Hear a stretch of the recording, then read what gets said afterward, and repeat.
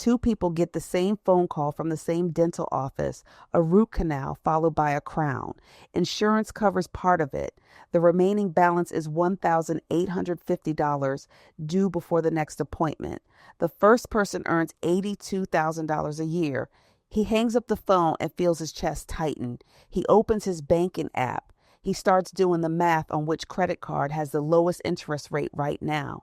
He thinks about asking the office for a payment plan. He doesn't sleep well that night. The second person, Ava, earns $35,000 a year. She hangs up the phone, opens a separate savings account on her own phone, and transfers $1,850 to her checking account. Then she goes back to what she was doing before the call. Same bill, same week. The one earning less than half as much barely registered it. That's not because she has a hidden income stream. It's not overtime or an ongoing side gig or someone quietly covering her bills. It's a 12-month emergency fund built on a $35,000 salary, and there are 6 specific things she did to get there, which I'm going to break down piece by piece. Right now, some of you are already deciding this doesn't apply to you, that $35,000 is too tight for a fund this size, that maybe 3 months makes sense, but 12 sounds like something built for a bigger paycheck than yours. Stick with me. I'm going to give you the actual monthly figure it took, and it's smaller than you're picturing. And I'll show you why 12 months isn't overkill.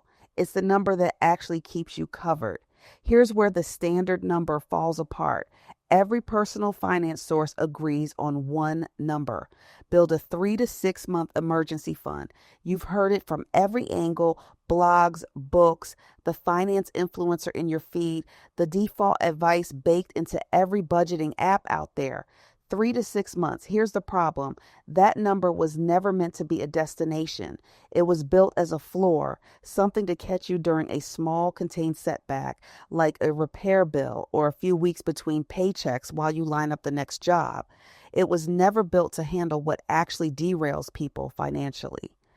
The Bureau of Labor Statistics tracks how long the average unemployment stretch actually lasts, and as of early 2026, that number sits at 24.4 weeks. Call it 6 months just to land somewhere, not 6 months to land a great job, 6 months to land whatever's available. A fund built for 3 months runs dry while you're still in the middle of that search. At that point, you're no longer choosing carefully. You're grabbing whatever offer shows up first because waiting isn't an option anymore. Now, here's the part that matters more if you're earning $35,000 a year specifically. Bankrate's 2026 Emergency Savings Report found that among people earning under $40,000, only 12% were able to grow their emergency savings at all this past year. Compare that to 30% of people earning over $80,000. That's not a small gap. That's 2.5 times the rate. The standard advice assumes everyone has the same margin to work with. They don't. And most of the advice aimed at everyone is actually written for the 30%, not the 12%. This is what I call the low income savings gap. It's not that people earning less don't want to save. It's that the standard advice was built by people who never modeled what 3 to 6 months actually looks like on $35,000. A 12-month fund isn't just a bigger version of a 3-month fund. It changes what kind of decisions you're actually able to make. A job loss stops being a scramble and becomes an actual search. A landlord who won't fix anything stops being something you tolerate and becomes something you can walk away from. A manager who treats you badly stops being something you endure because you can't afford to quit.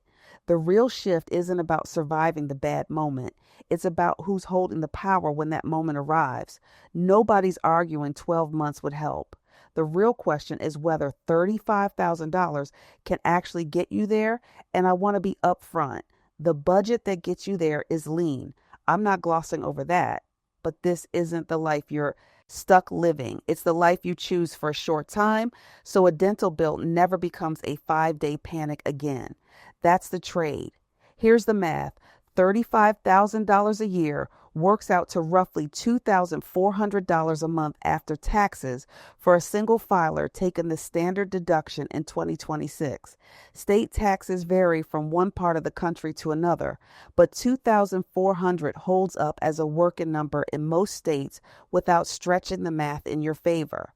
Before you can build a 12-month fund, you need one number. What do 12 months of your bare minimum life actually cost? Most people guess this way too high because they're picturing their income, not what they actually need to survive. Here's roughly what she was working with every month, expense by expense. Rent on a shared apartment or a single room, $650. Utilities, $100. Groceries, $230. Transportation, $180. Phone, $35. Basic health and medical costs, $100. Personal care and household basics, $55. And a small cushion for whatever irregular little thing pops up, $50. Add it up and you're at $1,400 a month just for the essentials. If your number isn't $1,400 right now, that's the first thing to fix, not the fun. A roommate or a shared apartment can cut rent by $300 a month or more. Calling your phone carrier and asking about a lower tier plan on the same network usually takes 10 minutes and saves $20 to $30.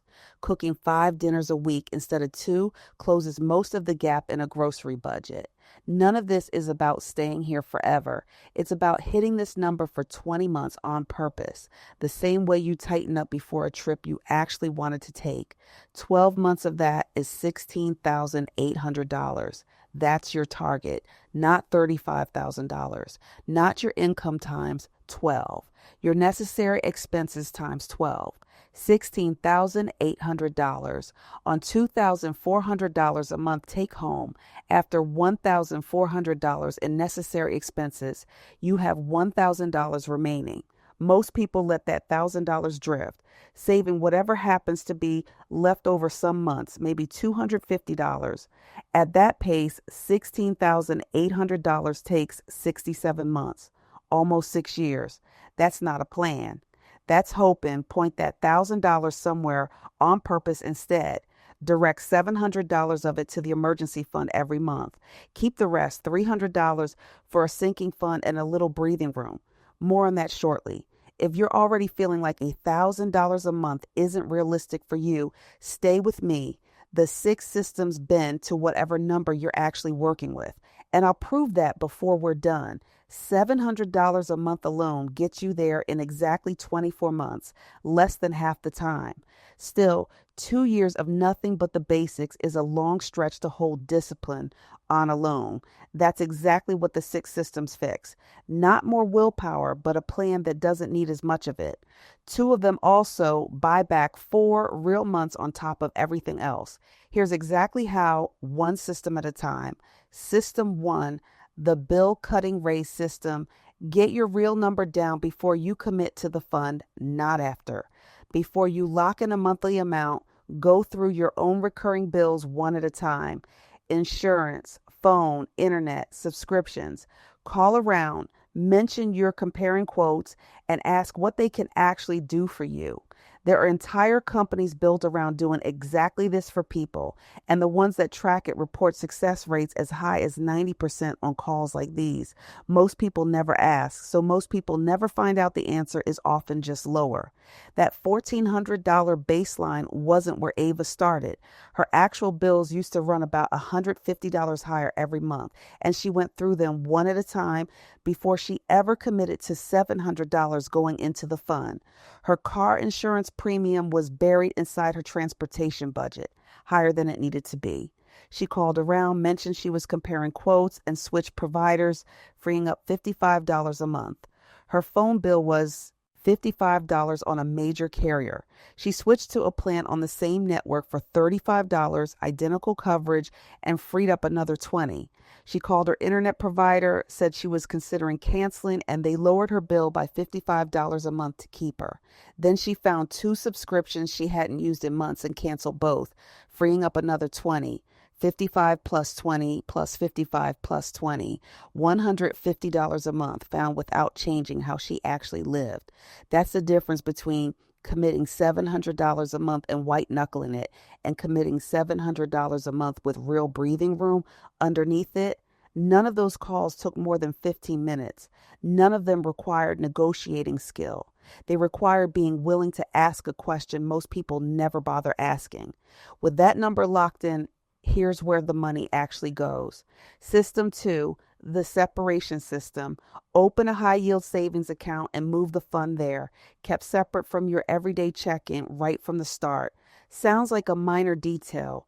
It isn't. Most people never separate the two, so the fund just blends into whatever's already sitting in their checking balance. Here's why that's expensive. A regular savings account at a big bank is barely paying you anything right now. We're talking a fraction of a percent. Online banks are handing out 4.5 to 5% on the exact same kind of account, same safety, same insurance, just a better rate. On a fund this size, that gap is the difference between the money doing nothing and the money quietly working while you sleep for the price of picking a different bank. Over her 20 months building this, that rate difference quietly added about $300 to Ava's total money a standard savings account would never have paid out. Not the reason the fund got built, just $300 for making one decision correctly at the start. You can check FDIC insured options like Ally Bank, SoFi, or other online banks. Most of them let you move money back to checking within a day or two when you actually need it. The separation matters as much as the rate. Keep the fund at a different bank than your everyday spending, and there's a small buffer of hassle standing between an impulse and your savings. You can't move it in 3 seconds without thinking. It takes a transfer and it takes a day to land. That hassle does quiet work in the background, and it's the same principle behind what economists call mental accounting. Money that's been mentally labeled off limits gets spent differently than money sitting in one general pool, even when it's just as easy technically to move it.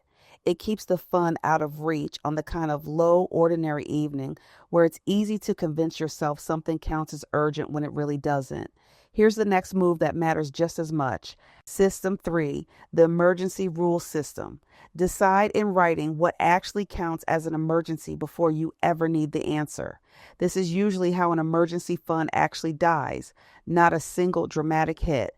A slow drain, one small exception at a time, a parking ticket that snuck up on you, a weekend trip a friend invites you on, a blowout sale on something you'd been eyeing anyway. Not one of those is actually an emergency, but in the moment, every one of them feels urgent enough to justify dipping into the fund anyway. Type the rule out and put it somewhere you'll actually see it. Your phone's lock screen works well, right where you'll see it every time you reach for your banking app. Keep the rule itself simple. An emergency is something you didn't see coming, can't avoid, and that puts your housing, your job, or your health at risk. Nothing else qualifies. If it doesn't clear that bar, it belongs in a regular budget conversation, not in this account. A parking ticket is not an emergency. A flat tire that leaves you stranded on the way to work is. A weekend trip is not an emergency.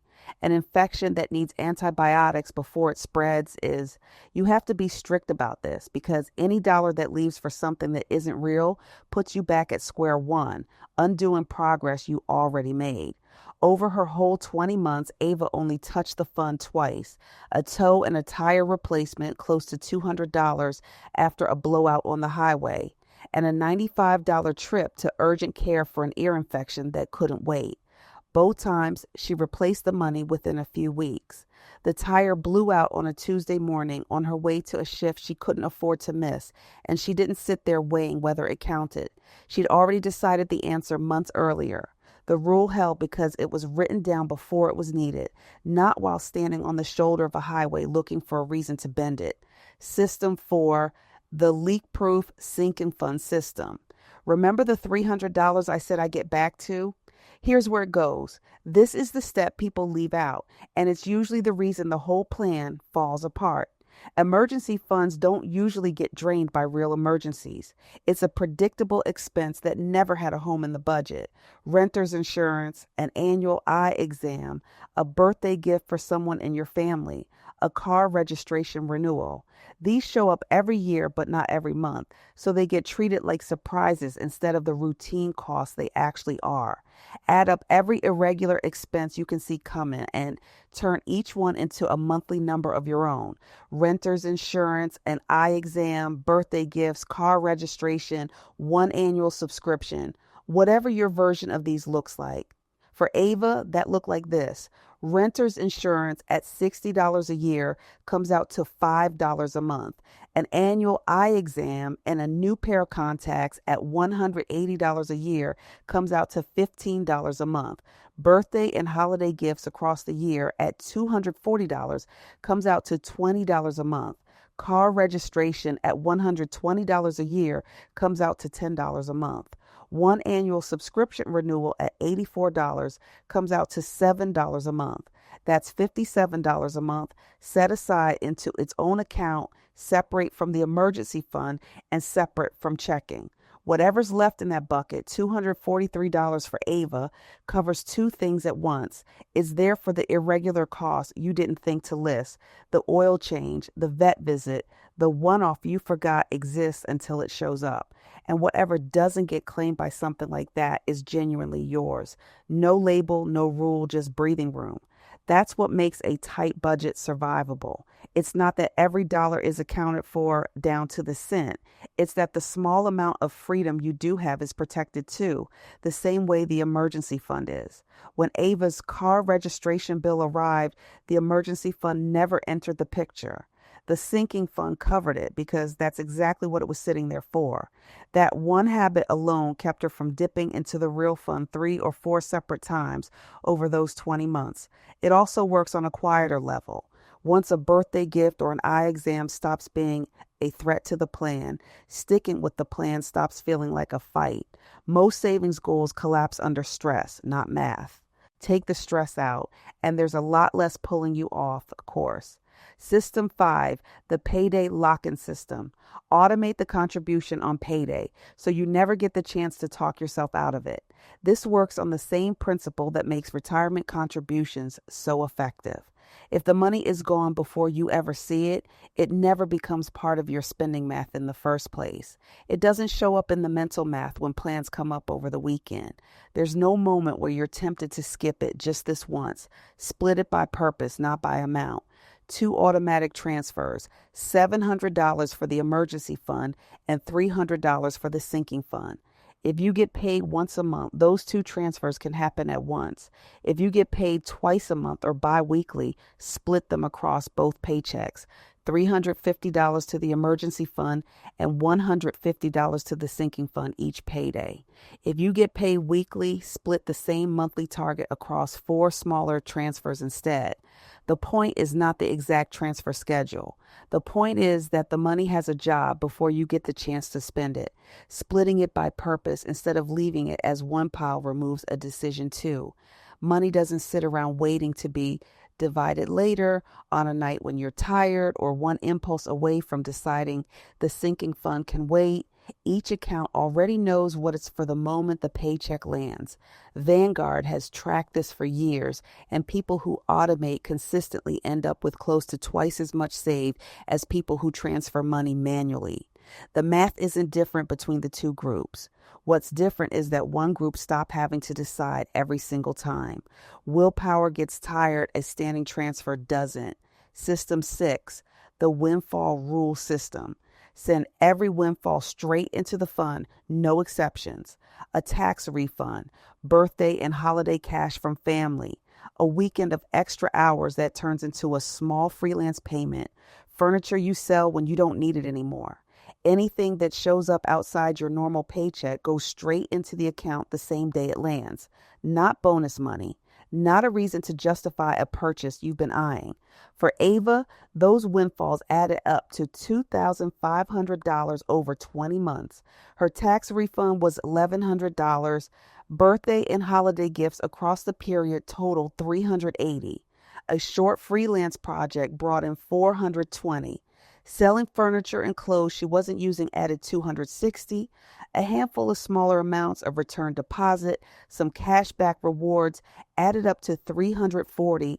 $2,500 in windfalls combined with the $700 monthly contribution and the $300 earned in interest close the gap.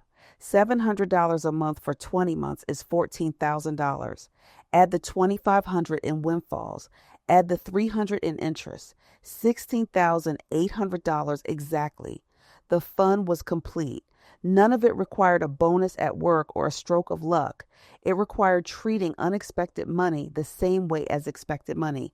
The sinking fund was still running the entire time, quietly in the background. Remember the yearly costs we broke down earlier?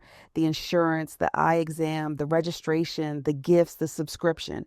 Over 20 months, those alone account for less than a fifth of what went in. Add a handful of unpredictable draws on top, an oil change here, a vet visit there, and total spending still lands at only about a third. The sinking fund closed out around $3,900. That's not part of the $16,800. It's a second cushion sitting right alongside the first one. Let me pause here because I can guess what some of you are already telling yourselves, that your situation isn't the same. Maybe rent alone eats $900 where you live, not $650. Maybe there's a car payment or a student loan, or you're helping a parent or a sibling cover their bills. Maybe $35,000 just doesn't stretch this far wherever you are. That's real, and I'm not brushing past it. But look at what's actually doing the work in these 6 systems. Not one of them depends on how much you make. The right account is free to open. A written rule costs nothing. A sinking fund scales to whatever income you have. Automation works whether the number is $50 or $500. There's almost always one bill you can talk down. And windfalls only require that you get one, not a specific amount. If your version of this only gets you to $200 a month instead of $700, the timeline stretches. It doesn't disappear. $200 a month plus whatever windfalls come your way still gets you to 12 months eventually. It just takes longer to show up. A fund built over 3 years still gets you somewhere. A fund you never started never does. Emergencies rarely show up one at a time either. A job loss arrives alongside a car that suddenly needs brakes because you can't afford to put off maintenance with no income coming in. A lease falls through right when a medical bill hits. Real emergencies stack, and a 3-month fund gets flattened by that kind of pressure far faster than most people plan for. According to Empower's research, nearly 1 in 3 Americans have no emergency savings set aside at all. The median amount saved across the country right now sits at around $500. That means most of the people watching this are sitting closer to the edge than they probably admit. One rough month from a real financial problem, whether they realize it or not. A major car repair can run anywhere from $1,200 to $5,000.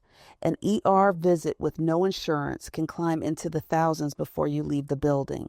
A full month without a paycheck burns through $2,000 to $4,000 in ordinary spending before a new one arrives. None of this is rare. It happens to completely average people on completely average paychecks.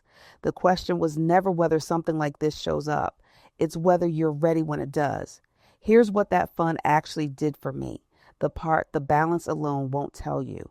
About 10 months after the fund hit its target, the company I worked for went through a round of layoffs, and my role was one of them. I didn't spiral. I didn't grab the first job posting I came across that week. I gave myself 5 weeks.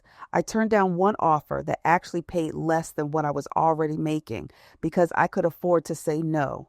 The next one I pushed back on and got them up $3,000 a year because I wasn't negotiating from a place of fear. Across those 5 weeks, I pulled a little over $1,700 out of the fund to cover my regular bills and had it back within 3 months once the new paycheck started landing. Without that cushion sitting there, I'd have grabbed whatever number they first threw at me because saying no wouldn't have been an option. With it, the layoff basically turned into a raise instead of a crisis. For the first time in my working life, a job posting felt like a choice instead of a lifeline. That's the actual return on 12 months.